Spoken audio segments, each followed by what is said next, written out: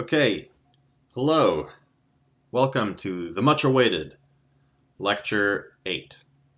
Apologies for this one taking a little bit longer, but this is kind of the last section of the course as we go into reinforcement learning.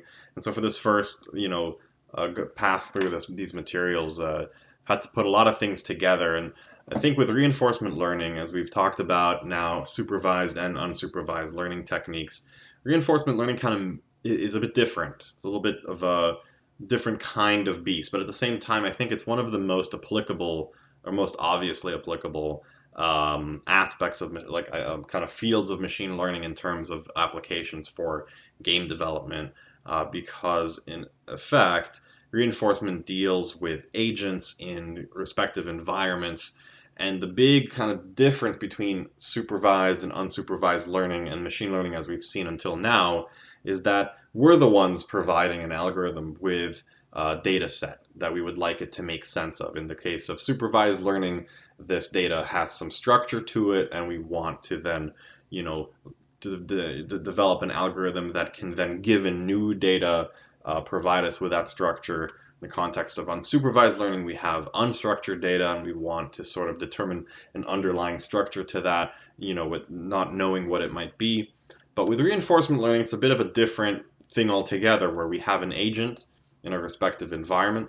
That agent is receiving some kind of signal from the environment, and essentially what we're trying to do is maximize that signal over essentially the lifetime of the agent, or the length of the episode, or the trajectory of the episode. So as we'll see, it's a little bit of a different idea. One, I think, that has immediate applications for game development, in particular, because of the fact that AI is a very common thing that we do in game development, as we talked about in the early lectures of this course. AI in the context of machine learning and game development are very fundamentally different things.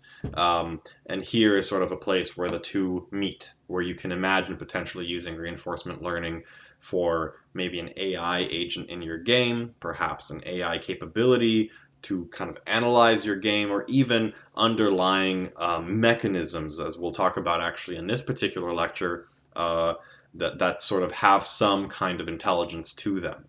So before we go into the sort of bigger reinforcement learning enchilada, we're going to start off in bandits. And bandits are a sort of simplified version of the reinforcement learning problem, but as we'll see in even this lecture, are not necessarily all that simple. So even with the kind of simple case of the bandit problem, we already sort of see this need to have to make decisions based on data that we're collecting as we go. So yeah, let's get into it. Let's get started. So as I mentioned, reinforcement learning is kind of fundamentally different than supervised or unsupervised learning. The big difference is that, so I had to make myself a bit smaller so that I don't overlap the content here. But one kind of fundamental way to think about this is that in reinforcement learning, we have an agent, or an algorithm of some kind, that is collecting its data as we go. And there's a very kind of fundamental thing here where, depending on the decisions that we make, we may see different kinds of data. And so that sort of makes the RL problem a sort of unique one in comparison to unsupervised and supervised learning. And in fact, as we'll see, we utilize unsupervised techniques and unsupervised techniques to kind of solve the RL problem in a variety of different ways, as we'll talk through the next few lectures about. So yeah, and on top of that too, you'll see as well that the reinforcement learning problem may not even need any deep learning at all, or a function approximation. We'll use good old AI to solve the problem in some cases. Or as we'll see with the Bellman equation in the next sort of few lectures, we can solve this as a dynamic programming problem. So some of you may already kind of be thinking to yourself, oh, I use dynamic programming for things like Dijkstra's or A star. That is in fact a solution of some kind, of a certain kind, to this problem. So if you know that, you've already kind of seen a perhaps not a kind of machine learning algorithm, but a computer science solution to this sort of exploration problem. Like, how do I find a path from 2 points in a particular environment? So to kind of be a bit more succinct about the goal of reinforcement learning, we have an agent, and that agent has to make decisions. These decisions are governed by what's called a policy. That agent exists inside of an environment, and that environment provides the agent with a reward signal at every respective time step. And this environment may or may not involve state transitions, as we'll discuss. So a bit more formally, and you'll see this link on the bottom right here. Lillian Wang has a really great blog about just machine learning in general, and at very deep depth as well. This particular blog of hers goes really deep into reinforcement learning, and I just kind of used it as a sanity check and a sort of a reference for a number of these slides and a number of these next lectures. So highly recommend it. It's a very good sort of review, because you'll find in reinforcement learning the overall problem is kind of like, okay, here's the reinforcement learning problem, but there are like a million different ways to solve it, and it's a lot of little changes here and there and very subtle differences between one algorithm and another. So it's always really nice to have a place to refer and review this all, over and over again. That's helped me a lot. So stated a bit more formally, we have in the reinforcement learning kind of environment, we have an agent, and that agent starts off in a state S0 or S0, which is sort of inside of a set of possible states. That agent starts off by selecting an action, AT, where T is our time step. So in the case of the first action, that would be 0. And that action is within, again, a finite action space. And I'm not going to talk too much about reinforcement learning theory. This particular kind of realm of machine learning can get quite mathematical, as you'll see even in the lectures that we do have. But I'm not going to go too deep into the details and the proofs and the derivations and things like that, versus like finite action spaces, infinite action spaces, continuous, whatever. I'm going to touch on those things. So if there are particular subjects that are interesting to you there, please let me know, and I can put more lectures on that subject. So just let me know. So anyways, back to our situation. We've got an agent. It's in an initial state. It chooses an initial action inside of the action space, and then the environment will then return a reward to our agent, as well as a new state. So you can kind of imagine this. I'm sorry this got cut off for some reason, but you can kind of imagine this like I'm in a room and I see a soda on the table, and if I choose to go to the table, then the environment rewards me with the soda. That's like a reward. And so now I'm not only do I get the soda, but I'm also now next to the table. So I have now changed my state from being by the door to the table, and I already have a reward of the soda. So that's the sort of kind of very intuitive idea here. As much as reinforcement learning is kind of a funky problem space, the idea is very, very familiar to all of us, right? It's sort of this study of how to learn an algorithm that can make decisions smartly or well inside of a particular environment. So stated formally, the goal of reinforcement learning is determine an algorithm that can learn to maximize the expected rewards respective to these states and actions that our agent can take over this trajectory of T steps. Now, again, like I said, I'm not going to go too deep into, like, there's a bunch of different versions of this, right? You can have the finite horizon case where you have T steps, meaning the last state that you're in is a terminal state. So you can kind of imagine this like real life. Say I choose to step off a cliff, I'm dead. I cannot take any more actions after I'm dead. In some cases, we don't deal with a terminal state. We only deal with the ongoing thing. So again, I'm not going to go too deep into this, and perhaps when we start talking about the other versions of this problem, we'll get into that a little bit more. But that's sort of the idea. The idea is, given an environment, a set of states, a set of actions, and a distribution of those things, I want to essentially maximize my expected rewards based on these decisions that I'm making along the way. And you can kind of already see a little bit of nuance here, like what if I spend my entire life only to finally get a nugget of reward at the end and then I die? Like, that's maybe not necessarily the best, function. So we'll also see things like the discount factor, which weights immediate rewards higher than delayed rewards.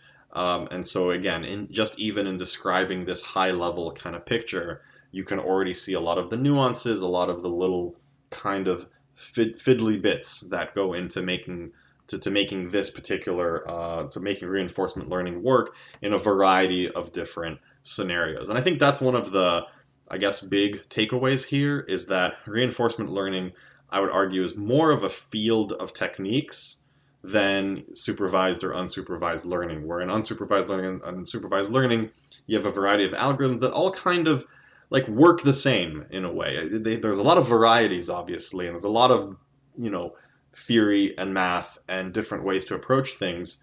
But fundamentally, you're kind of solving the same problem. In supervised learning, you're trying to sort of make a prediction based on existing data. In unsupervised learning, you're trying to learn this distribution. And in reinforcement learning, the problem is a little bit more specific than that, right? It may be sort of an ant trying to find its way back home to its colony. It may be how do you make the best decision in a, you know, in a casino, as we'll see in this particular lecture. There's a lot of different ways to set up this problem, and I think uh, it's been both exciting because RL, I think, gives you the most direct perspective into sort of like AI. It's the most AI sounding thing versus learning what a picture of a cat looks like. This bit is a lot closer, as we talked about Minsky's paper, of sort of decision planning and that kind of thing. You see that in RL, where you don't necessarily see that as much in supervised or unsupervised learning. But with that comes this sort of variety of different things. Like, for example, given an agent in an environment, maybe you know a lot about the environment, maybe you don't know anything. Maybe you know the state, but you're not kind of sure. Maybe the state space is really big, such as, for example, a video game. Maybe your action isn't exactly discrete, or your environment isn't deterministic. For example, imagine being on a frozen lake where you go forward but you end up going left for some reason. These kinds of things. So the actual implementations of RL algorithms, they're all individually, like, that makes sense. They're very intuitive, but they all there's like a lot of them, and then they all are very kind of fit specific things, and within each one of them there's a variety of different things to consider. So we're going to start off simple, and we're going to start off with what's called the K-armed bandit, and let's talk a little bit about that, which I think is a good place to start in general. Cool. So the multi-armed bandit is a really great place to start in terms of these reinforcement learning algorithms. This is actually a different link down here in the bottom right. This is also Lilian Wang's blog, which kind of provides a review and sort of an overall intro to the subject, and I use this as a reference for these lecture slides. But I do recommend it. It's a great little thing to print out and just to refer to if you're building a lot of these things. So to formally define the multi-armed bandit scenario, kind of imagine an agent, and before this agent are a variety of arms. Imagine kind of like like a bunch of slot machines, and the agent has to decide which arm to pull. So imagine you're in a casino, and you're surrounded by slot machines, and you have to decide which one to pull.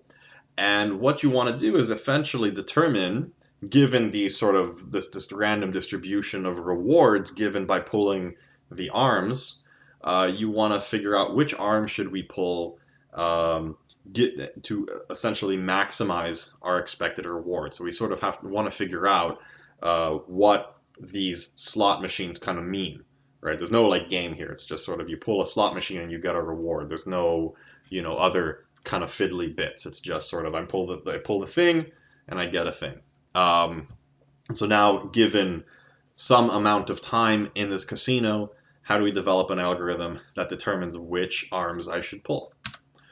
So let's kind of add a little bit of formalism here. So we have K machines, with each machine, each arm has a probability distribution that's parameterized, say, by theta.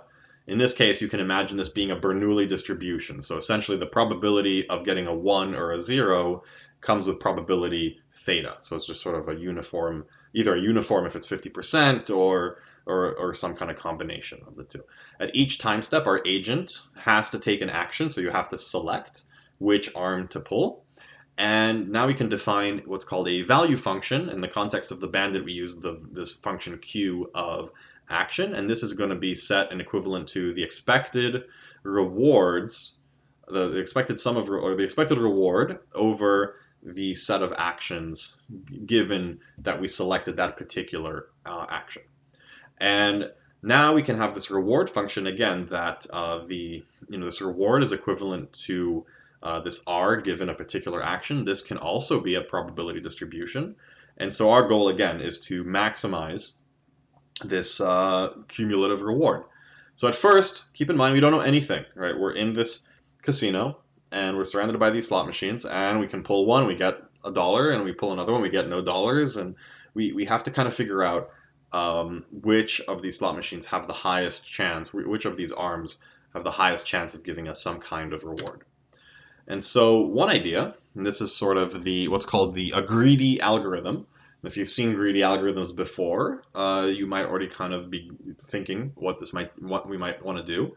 So one idea is, given that we know something, we know this Q value function, we just choose the maximum one. So say we can come up with some estimate of what this Q function is for a specific arm. Then once we have something that we're sort of confident in, we can then choose that arm over and over and over again. So one way to approach this is we go down the line and we pull each arm one time. And then we keep track of what the value was, what the reward was for each one. And we can use that as an estimate of what the expected value might be. You can kind of imagine we can also sample these arms multiple times and then kind of average them, so we can kind of figure out what the expected reward per arm is. And once we know that, then we can just pull that arm over and over and over again until we die, right? It's sort of like saying, hey, the best machine is over here, the best arm is over here, and we're going to just pull that forever. Because if the Q value there is optimal, if it's close to optimal, which we won't talk too much about this in this set of lectures, then over time we'll get the maximum returns on that particular arm, or in general. Now, this already presents an issue, right? We've already talked about these probability distributions of the rewards being probabilistic, right? Ultimately, you can kind of see up here, the arms have this probability distribution that's parameterized by this value theta. We don't know what theta is. Theta could be high or low, and you can kind of imagine we want to find the arm in this context which has the highest theta. But we don't know theta when we start off. But when we do, we sample it. We're getting a sample. And there's a likelihood. There's a likelihood here that we pull an arm with a very high theta and we still get a zero reward. This is doubly true, by the way, in terms of Bernoulli rewards. If we pull the arm and we get either a 0 or a 1, and we only do this one time, then we kind of have a binary. Either we get a reward or we don't get a reward, and it's very unlikely that we're going to find the arm that has the best potential distribution, because ultimately we only see these rewards of 0 or 1, and so unless we sample many of them multiple times, it's hard for us to know that this may be the correct arm for us to choose, that this has the maximum expected value, or the maximum kind of Q value function. Now, we can kind of do this, what we said. Alternatively, we can sample the arm many, many times, but say you have 1,000 arms, then you have to sample the arms, some number of times to get a representative sampling to understand what the distribution may be. Say that's like 10 or 20 times, and now you have to basically check 20,000 times before you figure out what the ideal solution might be. So again, we're in the situation, remember, we're collecting our own data that we then use to then make a decision upon. So greedy has this issue where we may find a particular arm that gives us some return. We're going to pull that forever, but we may be very far away from the optimal solution, where we may be very far away from actually the best arm that we want to choose. So how can we avoid this? What are some approaches that we can use to improve this? So greedy is okay, but it's not the best.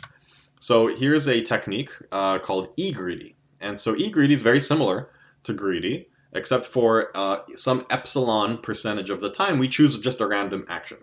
And so what we're doing here is we just like with greedy, we go down, we sample, we pull each arm one time to just sort of get an initialization of our Q values for each arm. And then from that point on, we choose with probability epsilon the optimal value. I mean, sorry, with percentage with the probability of epsilon, we choose some random value, or if not, we choose this value here, this estimated optimal action that is the maximum Q estimated Q value that we have. And this estimated Q value that we have, as you can see, is defined here. This is just the average. So this NT value is simply the number of times that we've selected that particular action, which we have to keep track of.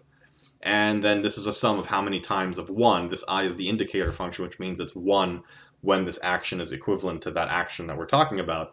So in other words, this will just be an expectation. And so if you're looking again at that sort of Bernoulli situation where you have theta that parameterizes it, or what's the percentage of times that will get 1 or 0, over time this Q value will get closer and closer, or asymptotically close to that theta parameter. And that can be shown, but again, I'm trying to not get too, theory heavy here. But you can kind of see that as you pull this arm sufficient number of times, and that you sample it, you'll eventually get close to the true value, or the optimal value of Q. And that's this is just E greedy. So with some probability of epsilon, we use this. We randomly sample, and with 1 minus epsilon probability, you choose the correct thing. And this actually works particularly well. I forgot to throw some good curves here, but it's shown that E greedy will substantially outperform greedy methods. And so this is pretty good. And for bandits, and by the way, I want to kind of make the comment, the next few algorithms that I'm going to make note of here are more advanced things because they deal with faster ways to get to the optimal solution. But eGreedy will get you to the optimal solution in the sense that it's sort of unbiased. It's an unbiased estimator. And by bias, we're talking about what's the difference between the optimal and the estimated, and over time it will go to 0. But in the case of greedy, this is very much a biased estimator, meaning we'll get to some optimal value very, very fast, but it may be shifted. It may not be. It's not guaranteed to necessarily be close to the optimal value. The issue with this, though, is that it has a particularly high variance, meaning we may get to the optimal value, but we're going to bounce around a fair bit, right, as we get sort of closer and closer, and we're sampling all over the place, right? For example, imagine the context where we have thousands of arms, and so epsilon may be low, maybe it's like 2 or 3%. It's going to take us a very long time. We're going to bounce around we're constantly going to find a slightly better option.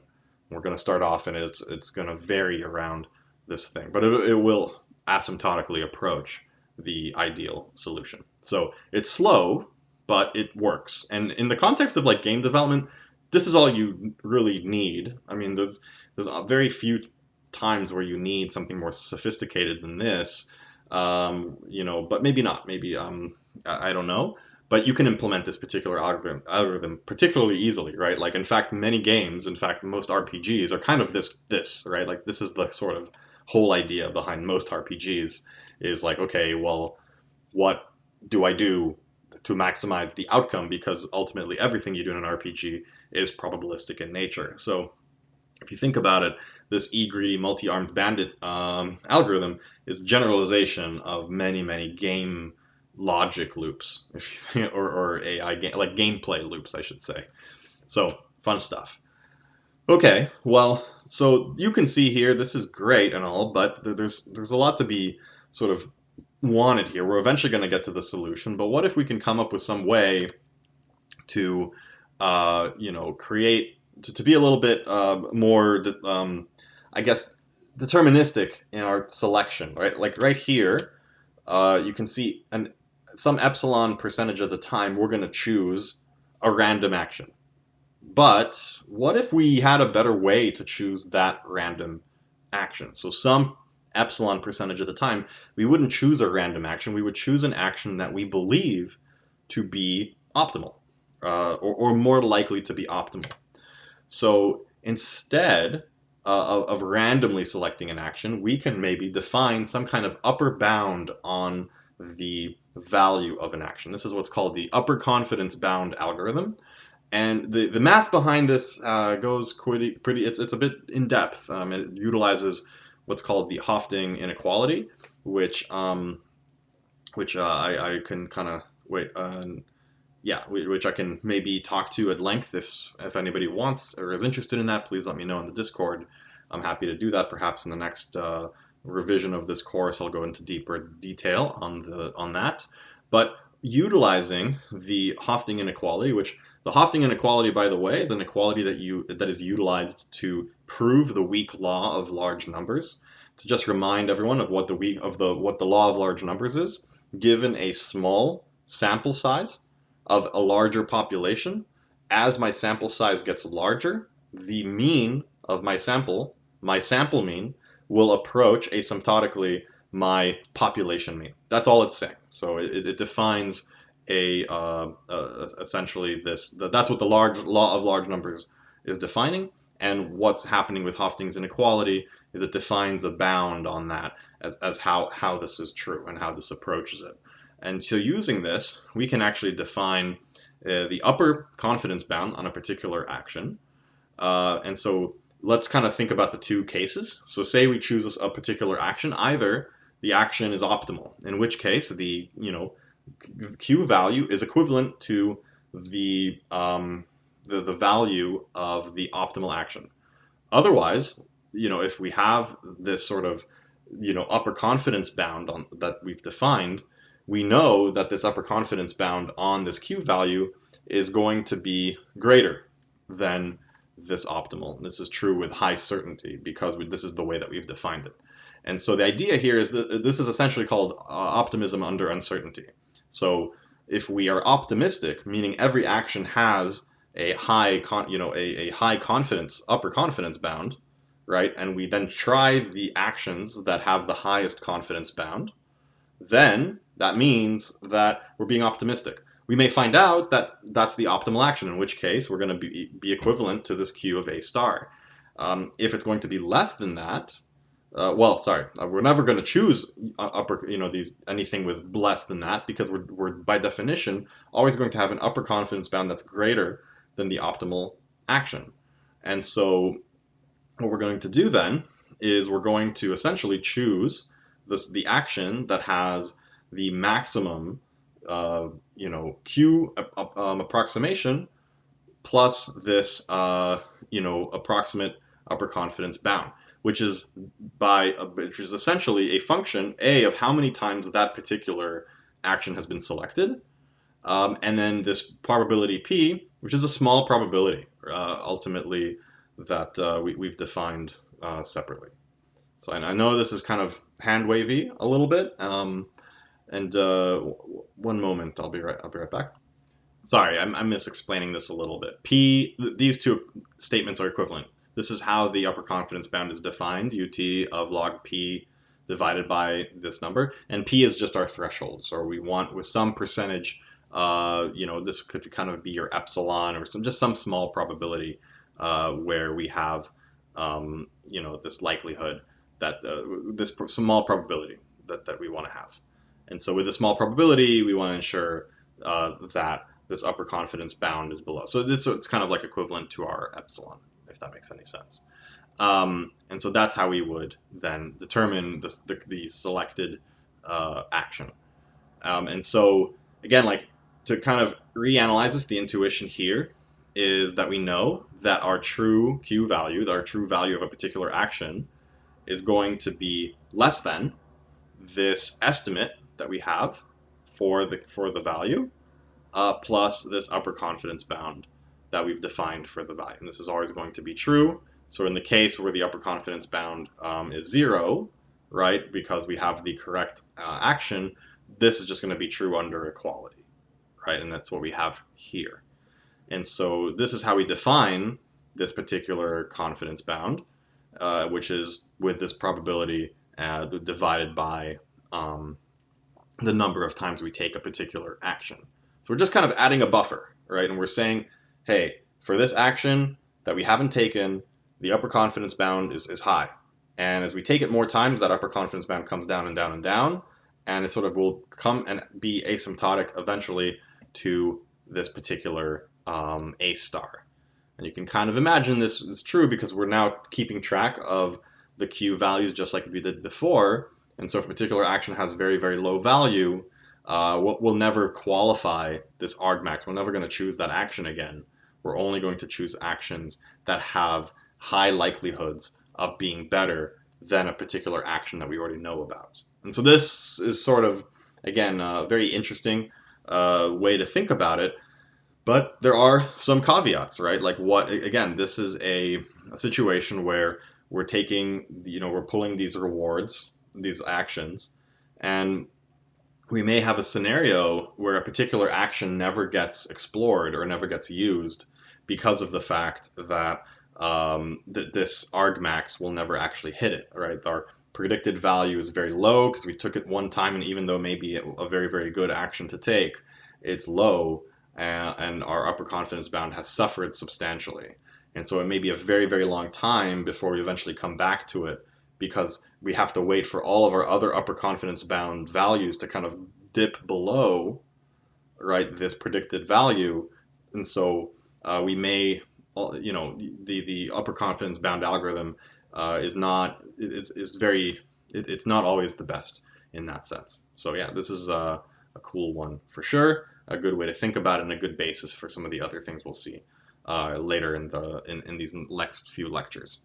Cool. Moving on. So another thing to kind of think about, right, is consider these bandits in kind of a Bayesian, mentality, in the sense that, say, we want to model each of these arms as a kind of distribution. Like we already talked about that here, right, where we know that when you pull an arm, you get some kind of reward, and that reward's going to be on a distribution. So what if we could model that distribution and use that to our advantage? What if we could do what's called Bayesian inference? And so we define a prior distribution, meaning that's the distribution that we predict is going to be true for these arms. And then once we observe data, we then update that distribution, which is what's called a posterior. So on the posterior, we update the posterior distribution given the particular inference that we see. So you can kind of see here, this is just Bayes' rule. So given a particular parameter phi of I, so phi of I being the parameter that parameterizes a particular distribution on an arm, and given a particular reward that we then observe, we can then see that this is going to be equivalent to the probability of seeing that reward given this particular arm times that distribution, this prior that we've defined, divided by the probability of seeing that reward in general. And so what we can do now, right, this is a bit more of a, fleshed out example. This is, further fleshed out with, you can see that we can then define this as this expectation over all fees given a particular reward times that probability distribution, which, long-winded way of saying, we can just sample it, right? We can basically, if we know a prior, we say, oh, this particular arm has a Bernoulli distribution of some kind of parameter. We don't know what the parameter is, so let's start with 0.5 or something like that.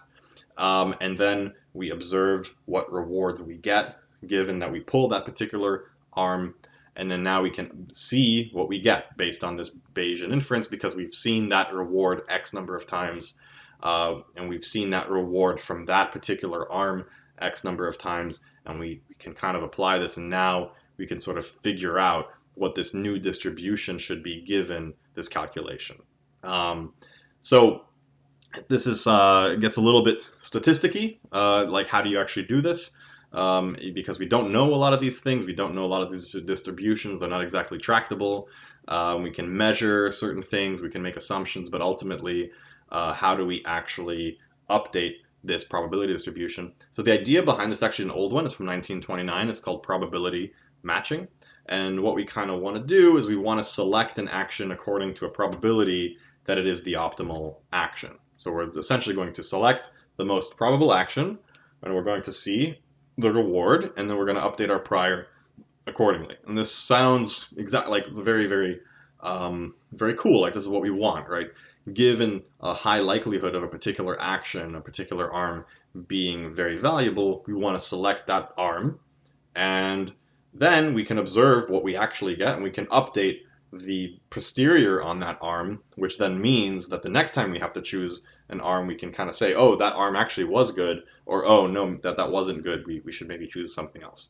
And so this is defined a little bit more, where we say that the policy, right, as we talked about in the beginning, our policy meaning what's the probability of choosing a particular action given a history of rewards, this HT, is going to be the probability of the quality of the Q value of a particular action, or the value of an action being greater than any other action that is not the action that we chose. So in other words, we want to choose an action based on the fact with a high probability that it is better than any other action. Now again, like this doesn't actually help us all that much. It's like a cool idea. It makes a lot of sense intuitively. Sure, we want to choose the best action, but how do we actually do this? So the way to solve this is actually a simple, relatively idea. Like it's kind of what I was saying before, where we kind of choose a thing and then we update it accordingly. And it's called Thompson sampling. So probability matching seems a bit hard, but Thompson sampling is a solution to it. And so what we do, the way it works, is we initialize the prior of each arm. So for every arm A, for like k arms, we choose some probability distribution over the rewards. And so you can imagine a Bernoulli distribution again, so each arm gets a theta value. So for each arm, we sample a reward distribution from the posterior. So in other words, we just sort of sample a reward. We then compute the action value function of that arm. So we just sort of updated its expected value. Then we choose the arm, the one with the highest expected value, right? So we're basically sampling all of our arms. Then we take the value of the highest one, and then we use that. We then take that reward, essentially, and then we update that posterior using Bayes' law, just like we saw here. So in that sense, it's easy. Now to actually accomplish this, it's a little bit, I'm not going to go too deep into how to actually do it, but in the context of, say, a Bernoulli distribution, you utilize this idea that if the prior and posterior distributions are the same, in this sense they are, right? Then the model, this probability of the reward given a particular parameter, and the probability of the distribution of the actual prior are conjugates. So in this case, for example, Bernoulli and the beta, or if you have a multinomial distribution, say your reward is multi-dimensional or something, you would use the Dirichlet, conjugate.